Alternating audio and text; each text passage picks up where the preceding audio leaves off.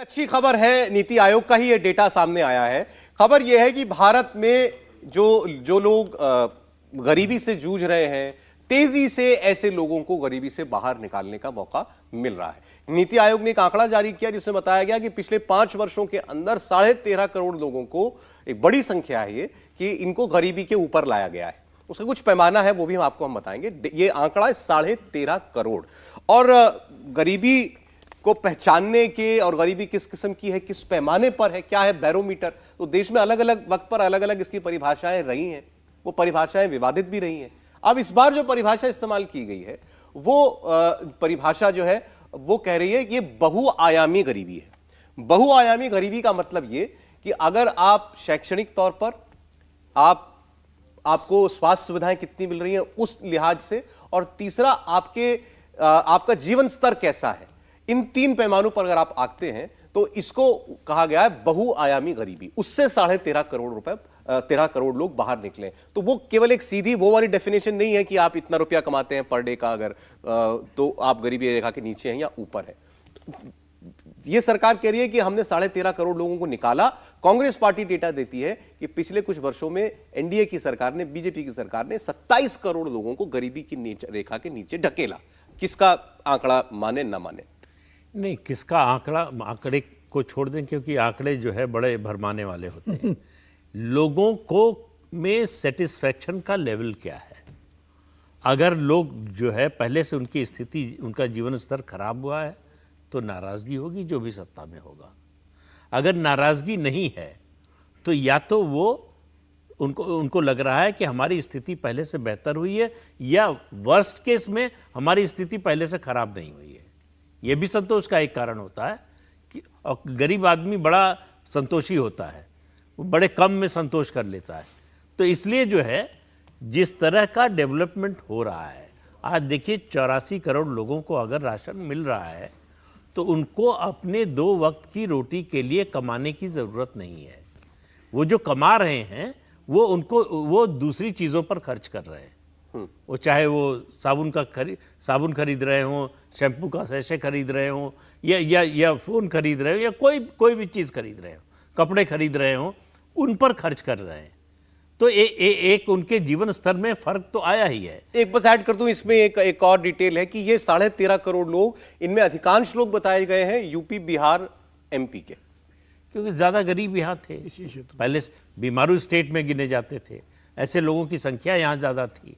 तो जाहिर है कि जब डेवलपमेंट का असर पहुँचेगा तो यहीं से सबसे ज्यादा लोग, जहां गरीबी होगी वहीं से निकलेंगे जी। अब इसमें जो हम कह रहे हैं मल्टी डायमेंशनल पॉवर्टी, उसमें माना गया है, उसमें जो शिक्षा, स्वास्थ्य और उसके बाद जीवन स्तर, ज्यादा असर जीवन स्तर पर पड़ा है। ये भी वो नीति आयोग का डेटा बताता है। उसमें किस किस्म की चीजें हैं, जैसे कि आप लकड़ी का चूल्हा इस्तेमाल करते हैं या आप गैस सिलेंडर इस्तेमाल करते हैं, उसमें ये आपको सैनिटेशन उपलब्ध है या नहीं है, आपको टॉयलेट सुविधा उपलब्ध है या नहीं है, इस किस्म की मोबाइल है या नहीं है, इस किस्म की चीजें ज्यादा लोगों के पास पहुंच रही हैं। जो सरकार की कई योजनाएं ऐसी हैं जिनसे जीवन स्तर सुधरता है, जैसे अब जनधन योजना में बैंक खाता, ये भी है, बैंक अकाउंट भी है, बैंक अकाउंट हो गया।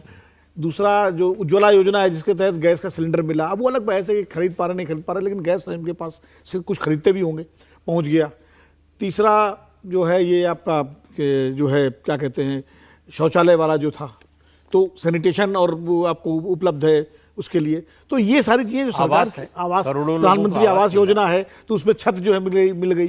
तो ये सारे आंकड़े जो है, विपक्ष चाहे मां स्वीकार करे ना करे, लेकिन देखिए एक दशक में ये मैं बार बार कहता हूं, विपक्ष को तो विपक्ष जो करे या सत्ता पक्ष करे वो उनके अपने अपने दावे हैं। मेरी अपनी मान्यता ये है कि हर सरकार के कार्यकाल में विकास की गाड़ी आगे बढ़ती है, कभी धीमी बढ़ती, कभी तेज बढ़ती है, लेकिन निरंतरता में देश आगे बढ़ता है।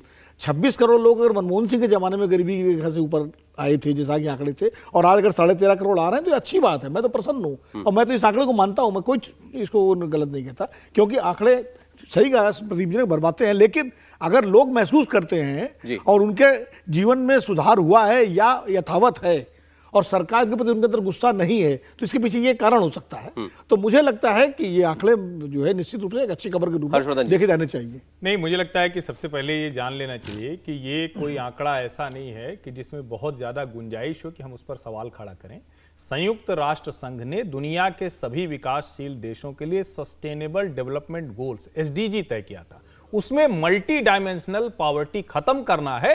यानी आपके घर में कोई महिला है, वो मां बनी और उसके लिए आप पोषण वाला खाना नहीं दे पा रहे हैं तो कोई मतलब नहीं। आप गरीबी से ऊपर हैं, नीचे हैं, कोई मतलब नहीं। आपका बच्चा अगर शिक्षा लेने नहीं जा पा रहा है तो वो फिर उस कैटेगरी में नहीं आ पाता है। आप अगर कहीं जहां रहते हैं वहां पक्की छत नहीं है तो उसका कोई मतलब नहीं। अगर आपके घर के लोगों को खुले में शौच जाना पड़ता है, इस तरह के ढेर सारे पैमाने। और अगर आप इस सरकार की नीतियों को देखिए, मैं फिर कह रहा हूं, विनोद जी ने जो कहा मैं उससे पूर्णतः सहमत हूं कि हर सरकार काम करती है, लेकिन यह काम किसी सरकार ने नहीं किया। इतने बड़े पैमाने पर छत, बिजली, शौचालय, शिक्षा, जितने जिसको आप कहते हैं ना इन सारे कामों को, उसको आप इतने संगठनात्मक तरीके से, संस्थागत तरीके से बढ़ाएं, उसी का परिणाम है कि आप इस गोल को अचीव करते हुए देखते हैं और आप उसके नेक्स्ट लेवल पर जाने की बात करते हैं, जिसको हम कहते हैं कि अब अपनी जो उपभोग की चीजें हैं, ये बेसिक जरूरत के आगे वाला कदम, तो वहां भारत पहुंच रहा है। बहुत शुक्रिया हर्षवर्धन जी, विनोद जी और प्रदीप जी, आपका आज एक बार फिर